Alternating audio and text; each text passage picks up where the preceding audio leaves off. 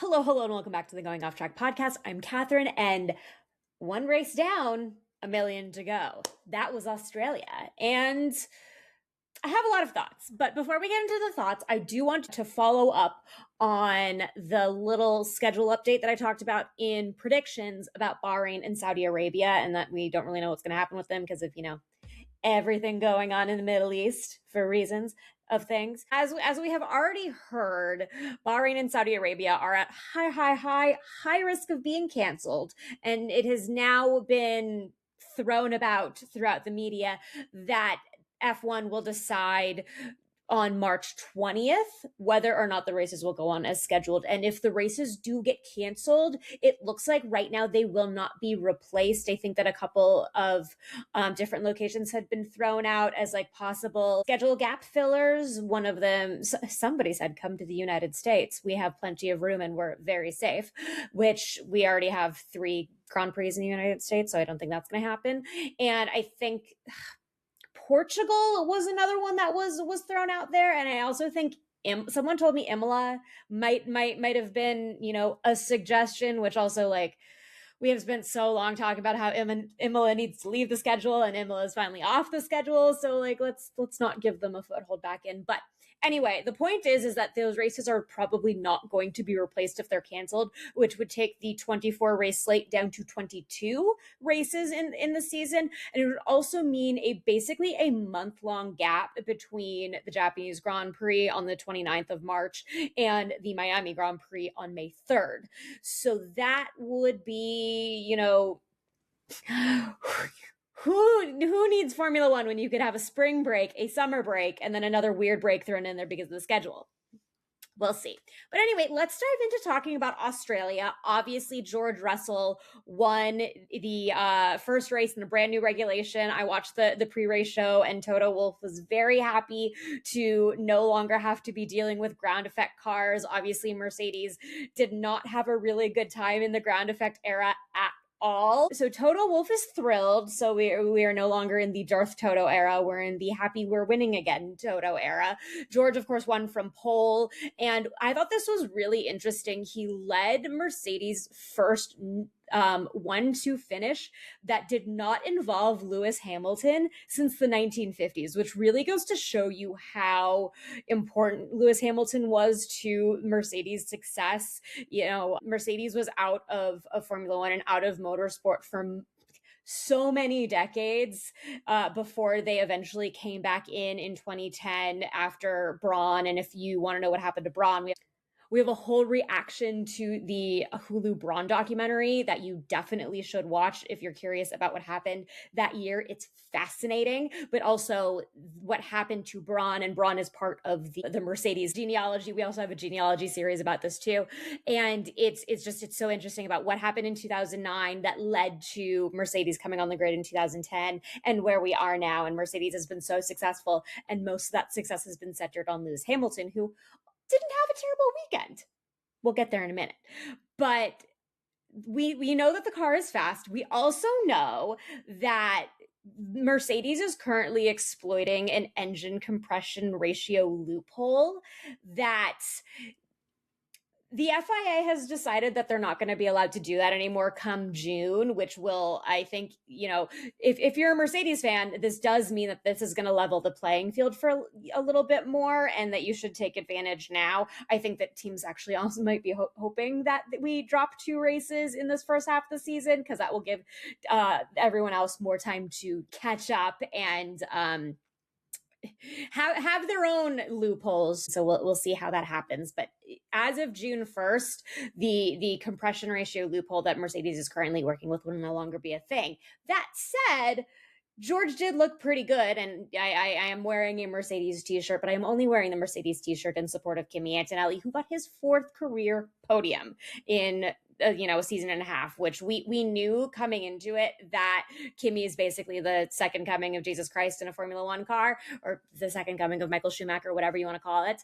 But he had a very solid weekend, other than that crash in FP3, where, had it not been for the hard work of the Mercedes mechanics and the fact that Max crashed during qualifying, he would not have been able to participate in Q1, let alone drop his car onto P2 onto the grid. So Kimi is really showing at this moment that obviously Mercedes made the right decision. And yes, we were wrong to say that Toto was never going to put Kimi in the big boy seat at Mercedes, which, proven by the documentary that we were in, et cetera, et cetera. I really need to start pointing this way because I think this is the direction that the cards are going to pop up on. But anyway, we were wrong about Kimi.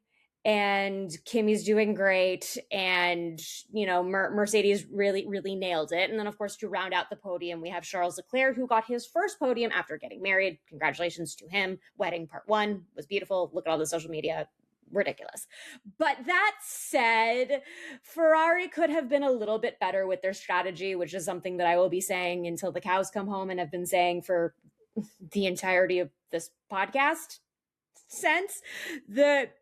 The Ferrari is a beast off that start line once it's revved up, which, the big question going into the race for a lot of people was, are the cars going to get off the grid at lights out? And fortunately, the answer was yes.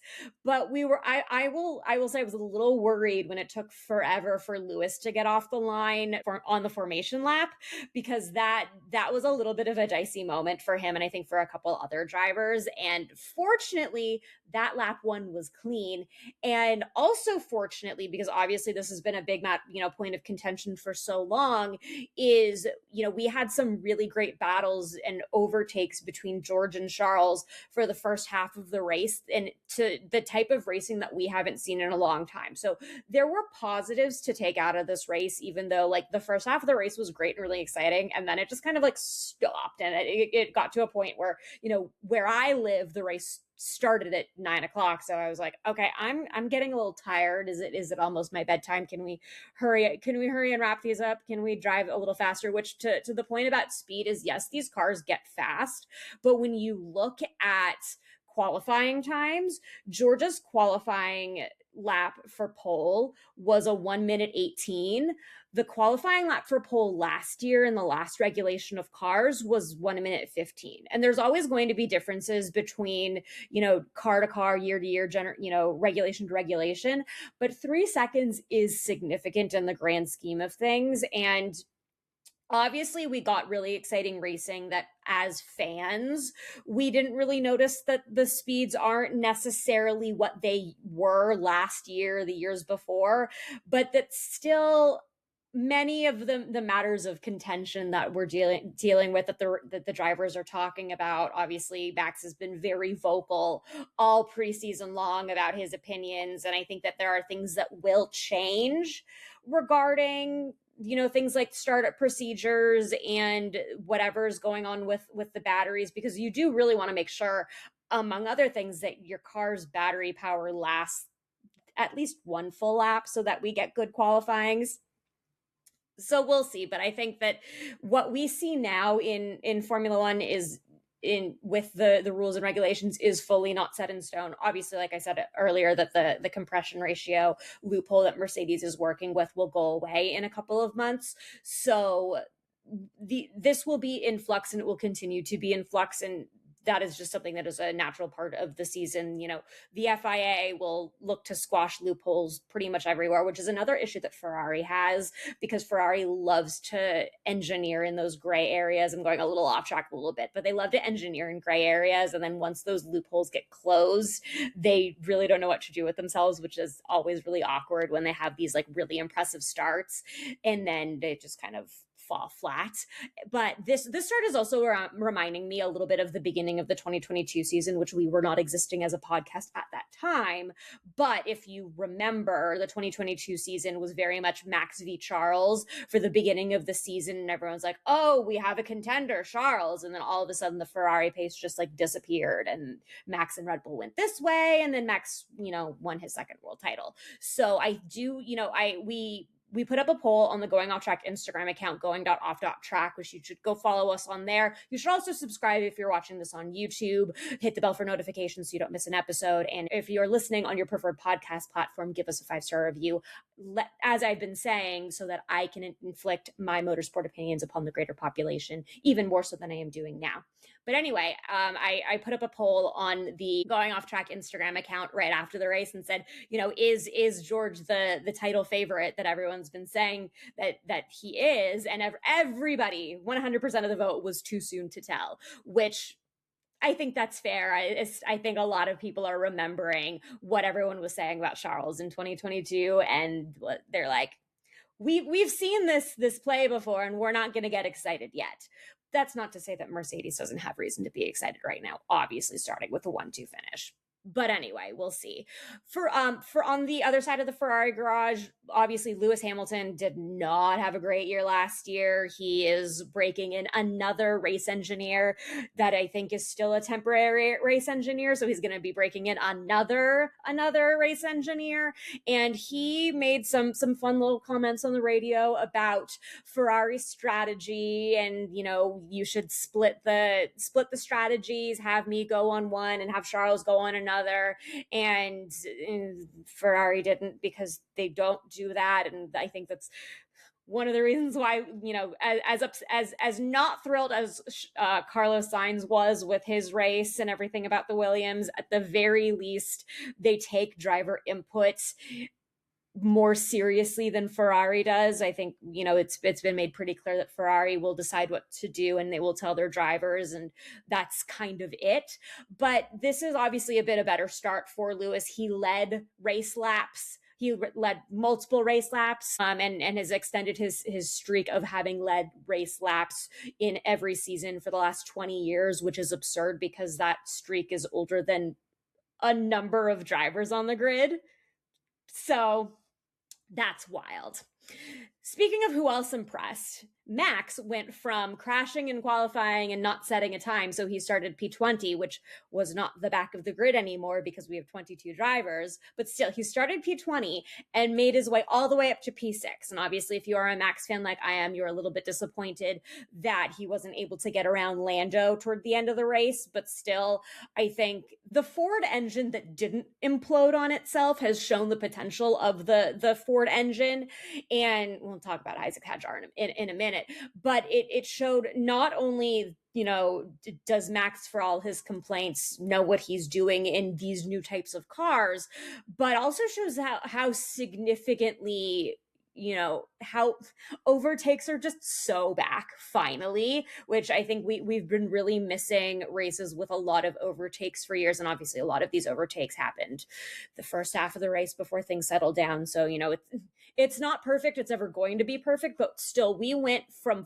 45 overtakes in the Australian Grand Prix in 2025 to 120 overtakes for the Australian Grand Prix in 2026. That is significant and makes for so much of a better racing spectacle. Obviously, the George v. Charles was so good, and we did get a lot of intrigue off the line for the teams that had battery, the teams that didn't have battery power. So it all ended up working out and being entertaining, at least for the first half, like I said. But from the Red Bull standpoint, Isaac Hadjar didn't have a great start because of his engine issues. So we know the Ford power unit needs work to make it competitive with the likes of Mercedes and Ferrari, but it doesn't look like it's that far off, especially proven by Arvid Lindblad's performance. He qualified P9. He scored points. He moved up a point to P8. He stayed within the points pretty much all race. Obviously, he and Max tangled a bit, and he managed to maintaining position is so important, and that's something that we really had like last year with the V carbs, and even with the other half of the Red Bull garage. It was we'd have good qualifyings, but then we would have the drivers in those cars just very quickly fall back down the grid. So the fact that we have we're seeing the potential here in the Ford power unit, and we're seeing also the potential here in Arvid Lindblad, and why he made he made the jump from F2 to F1 with not the greatest F2 performance. But if we also remember, Kimi Antonelli did not, blow the tires off, figuratively, in F2 before he made it to F1. So the F2 to F1, we've seen it. Sometimes it translates really well. Obviously, the rookie class of 2019 are all still driving. That's, for those of you who don't know, that's George, that's Alex Albon, and that's Lando Norris. And they have, one World Drivers' Championship between them since, which they share. But, we have also seen drivers who come in from F2 and don't do as well and don't stay as long. So I think that Lindblad was a very solid decision to put in the car, especially with, the desire to move on from Yuki Tsunoda and everything that happened with Red Bull at the end of last year. And he also scored points while Liam Lawson was busy rekindling his rivalry against Sergio Perez, because we all know that they have tangled many a times when they were both on the grid together last. So things look good from that side of the Racing Bulls garage, which Arvid Lindblad is also the third youngest driver to score points in Formula One at 18 years and 212 days. Obviously, Max has held that record, and with the rules that you have to be over 18 to participate in Formula One, this record will probably never get broken, because Max was 17 years and 180 days old. Well, and Kimi Antonelli, of course, last year was 18 years and 203 days old. So I like what I'm seeing out of Lindblad. I like what I'm seeing out of VCarb and out of Red Bull. I would have really preferred that Isaac Hadjar finished the race, but we'll talk about Isaac Hadjar in a minute. The other thing that I really liked, that I was actually pleasantly surprised by pretty much all weekend, and they did have a mixed bag of a weekend, I'll give them that, is Audi actually looked really good. I still don't like their livery. Well, let's make that clear. I think we've ran out of room in the cards, so my livery rankings for 2026 will be down in the show notes. But they were pretty decently up there in pace all weekend long, which is really impressive considering what they were dealing with the last few years with that Sauber. And yeah, Hulk's car lost telemetry before the race, and they couldn't let him go, but they were decently paced all weekend. And that's really, I think, a bump compared to where Audi used to be, or where they were when they were in their Sauber era, which they are basically two completely different teams at this point. But still, they looked really, really good. And I think that's really impressive. And I said either in the predictions or in the Cadillac primer that Audi and Cadillac are probably going to be their main competition. And this is proving that I might be wrong with that, which I have been proven wrong before. Toto Wolff, yes, Kimi Antonelli, anyway, but they look pretty good. They could have a decent shot of making their way into the midfield and scoring some more consistent points throughout this season, instead of just getting like a handful here and there. That'll be really interesting to see how that plays out. Now, to move on to who disappointed, if you are an Australian or a pseudo-Australian, or you are cursed by Australia for any reason, then you had a really miserable weekend. Like, just starting off with the fact that Oscar Piastri crashed his car 30 minutes before race start, like getting your car to the grid, which is shades of Isaac Hadjar crashing his car on the formation lap last year. But that was just such a bummer for the hundreds of thousands of people who were at the Australian Grand Prix to watch Oscar Piastri specifically, and then the other hundreds of thousands of people who were there to watch Valtteri Bottas, who is a basic Australian at this point, also put his car onto the grass and waved to the crowd. So that was very unfortunate, and obviously not great for Cadillac on Cadillac's debut, for one of their cars to not finish the race. And then of course Isaac Hadjar, he qualified P3, and then nope, he had to have his engine blow. So like I said, we had a little bit of a mixed bag, and there's obviously potential in the Ford power unit, but also the Ford power unit has work to do, and it clearly has work to do on the Isaac Hadjar side of the garage, and just make sure that it also doesn't happen to Max's car too. And Cadillac's just happy to be here right now. Like anything that Cadillac gets this season is just like, this is great information. This is great for us to start. This is they are they are building their team, their platform from scratch. And I still feel that the amount of experience that their drivers have compared to the experience of drivers for new constructors that we've had in the past is still going to be beneficial. But the best driver in the world can't help a power unit that's going to explode or fail or whatever. So that wasn't really Bottas's fault, and we'll see what they're able to do and what they're able to come up with. And of course, this is also it's a Ferrari engine in the back of their car right now between now and China next week. And then, of course, the other big disappointment was Williams. They were just kind of nowhere. Carlos Sainz was very frustrated. We knew that they were not going to be where we wanted them to be going into things. So it's not like it was a surprise, but no one likes to see Williams, down in the basement. And then, of course, Aston Martin is very bad. I was watching the grid walk with Martin Brundle, and Lawrence Stroll was standing over one of the Mercedes just looking dreamily at the cars and saying, I wish I owned this team instead of the shit box that I have or something. But yeah, the car looks really bad. They did get a lot of valuable information. Fernando actually had a really good start to the race, even though Fernando did double DNF. And of course, this is the first time we've had a double DNF since Sergio Perez did that in Japan a few years ago, which is, of course, one of Emily's favorite moments in all of Formula One. But Fernando was able to get a little bit further than they expected. Lance Stroll also, he had a DNF in the middle of his race. They brought the car into the garage and worked on the setup a little bit, made some changes. They did have to retire Fernando's car because they needed to preserve components, which the other thing that we learned this weekend is they only they brought like the minimum amount of components that you possibly could. Very similar to when Williams didn't have an extra chassis, so they had to kick Logan Sargent out of the car so that Alex Albon could drive. They only had like 2 batteries, and that was it, which teams bring so many backup pieces that they just don't have right now.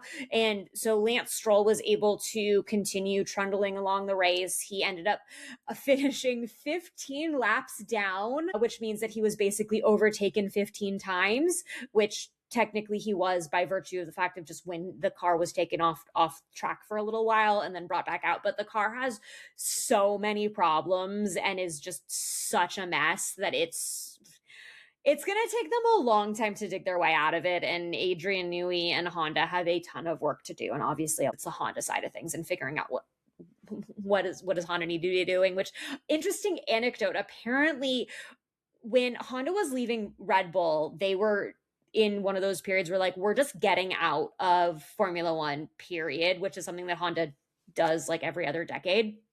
So apparently when they made that decision, they took everybody who was like their top designers on engineering and building their power units and sent them off to like solar panel projects. So the people that they have on the power unit now are not those same engineers that Honda worked with when they were with Red Bull. And I think that's also, I think that's pretty telling for, what's, the many things that are going on with Aston Martin right now. So just that's another thing to think about. And at least they didn't break the driver's hands off, I guess. But anyway, let's go into predictions. And guess who got a point? I got a point because I picked pole, where I said in the predictions episode that I was going to be disappointed by my by a choice for pole.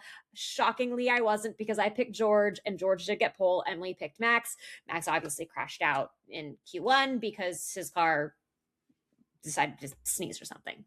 But anyway, for the podium predictions, I had a podium prediction of Max, George, Oscar, while Emily had a prediction of Max, Kimi, and George. So Emily was close. She picked Kimi and George, and Kimi and George did end up on the podium with Charles, but none of us get points for that. P10, which we picked because P10 is the last scoring point on the grid and is also really difficult to pick. And neither of us got it because, like I said, it's very difficult. It was Pierre Gasly. I picked Gabriel Bortoleto. I was so close. And Emily picked Carlos Sainz, who was way off of the points. In biggest surprise, I said specifically that this wouldn't be a rules-induced shit show. And I wouldn't say that the race was great, but at the very least, everybody did got off the start line when the lights went out. And also, Martin Brundle predicted that there would be like 12 DNFs and that we would only have point scorers finish the race.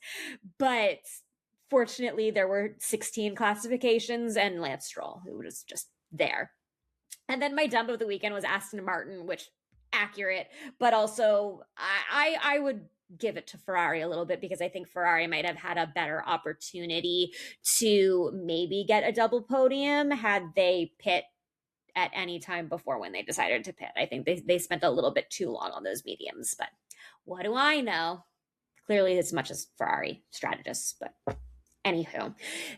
Before we get into final thoughts, I do want to give an update. This is something that I would like to follow throughout the season is the Colton Herta experiment, where Colton Herta, who was a star in IndyCar and has left IndyCar, which is a, the legit American equivalent of F1, sort of, and is now moved to F2, which is a very scaled back feeder series into F1. And we have spent so much time talking over the years of, is F2 doing enough to prepare drivers for Formula One and what needs to change? And we've been talking about that for a while, but Colton Herta right now is driving in F2 for his rookie season so that he may one day make his way into F1, whether that is through the Cadillac program or through another program that needs a driver, which in a couple of years we'll see.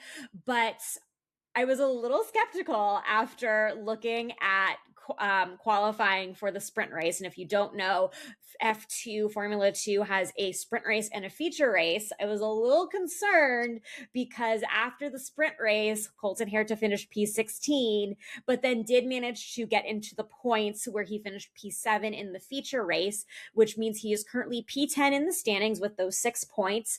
And it's nice to see that he's not coming in and just like lighting things up and running away. He didn't win both the sprint race and the feature race and, put him leagues ahead of everybody else in Formula 2. So at least there's that. I would like to see him, make the transition and do whatever he can to, be successful without blowing everybody else out of the water. So it'll be very interesting to see how this goes as things continue throughout the season. Up next, Formula 2 is scheduled for Bahrain and Saudi Arabia back to back, which if they don't race those and those are canceled, then currently Formula 2 is not scheduled to race again until Monaco, which is not for a couple more months. So that's going to have an impact on the entire F2 season, not just Colton Herta's, but I do think that that's going to be really interesting to see and to think about as we go through the season. And obviously no one wants to see any Formula races drop off the calendar. We didn't even want to see Imola fall off the calendar the year that they couldn't race in Imola because, Imola was underwater.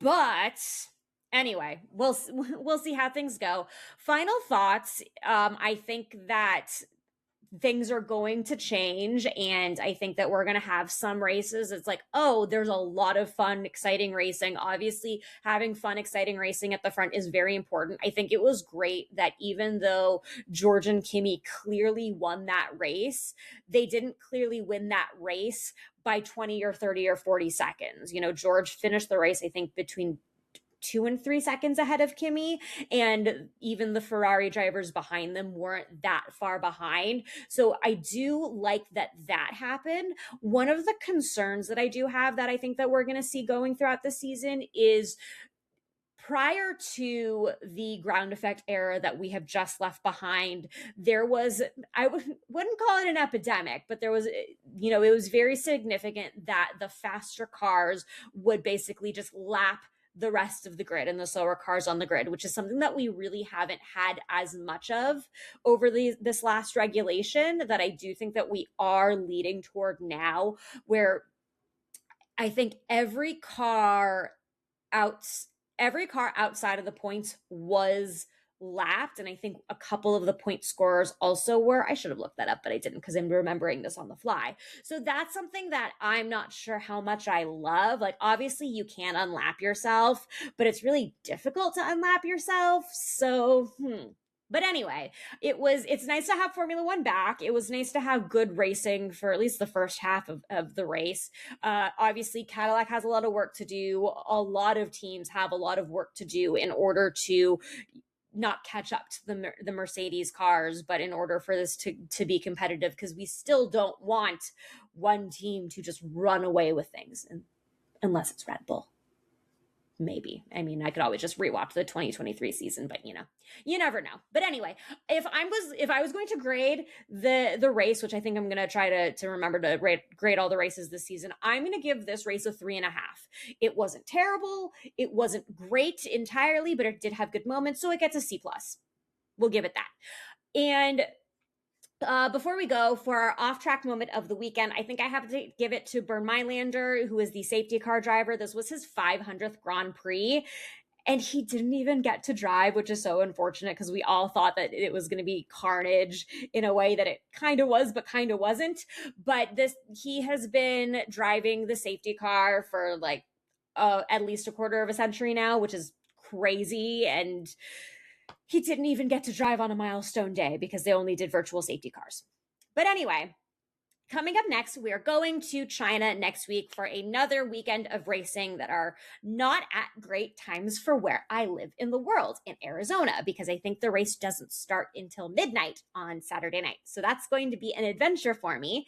But, it'll be fine. Also to note, it is going to be the first sprint weekend of the season. So sprint weekend plus new regulation could lead to some carnage and excitement, or it could lead to a really lame, boring weekend. So we'll see.